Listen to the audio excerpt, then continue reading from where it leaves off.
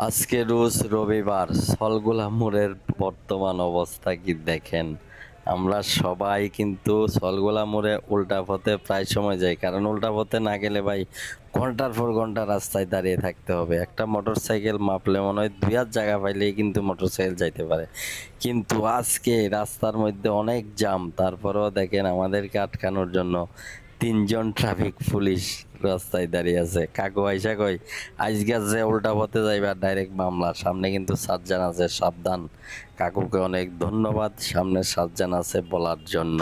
সলগুলা মোড়ে জাম বাজার প্রধান কারণ এই যে কার আগে কেটা যাইব, উল্টা ফুলটা। এই যে আরেকজন চলে আইছে আমার আগে যাওয়ার জন্যই, দেখেন আমার সামনেই আছে। এভাবেই কিন্তু জাম বাজে, কারণ আমাদের সুশৃঙ্খলভাবে যদি গাড়ি চালাই তাহলে কিন্তু এখানে জ্যাম লাগার কোনো প্রশ্নই ওঠে না। এখানে জ্যাম লাগার প্রধান কারণ হচ্ছে কার আগে কে যাবে। আমরা অনেক সময় দেখি অপর পাশের গাড়ি যাওয়ার রাস্তা সহ ব্লক করে দেয়, এই জন্যই কিন্তু প্রধানত জ্যামটা বাজে। এই যে সামনে দেখেন একজন ট্রাফিক, ওনার সামনে আরেকজন সার্জান আছে, এই জন্যই কিন্তু আমরা আজকে উল্টা পথে যাইতে পারতেছি না। পিলারের পাশ দিয়ে গাড়ি চালাইলে অথবা পিছনে থাকলে খুব সাবধান থাকবেন, কারণ এদের ব্রেক কিন্তু অনেক হার্ড।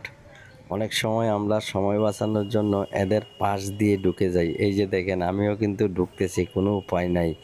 কিন্তু একটা জিনিস খেয়াল রাখবেন, ওদের সামনে দিয়ে যাওয়ার সময় পর্যাপ্ত পরিমাণ জায়গা না পাইলে কখনোই যাবেন না। তখন কিন্তু আপনি অ্যাক্সিডেন্ট, ট্রেলার অ্যাক্সিডেন্ট মানে কি, জায়গায় মৃত্যু অথবা স্যাপটা হয়ে যাওয়া, এটা সবসময় মাথায় রাখবেন।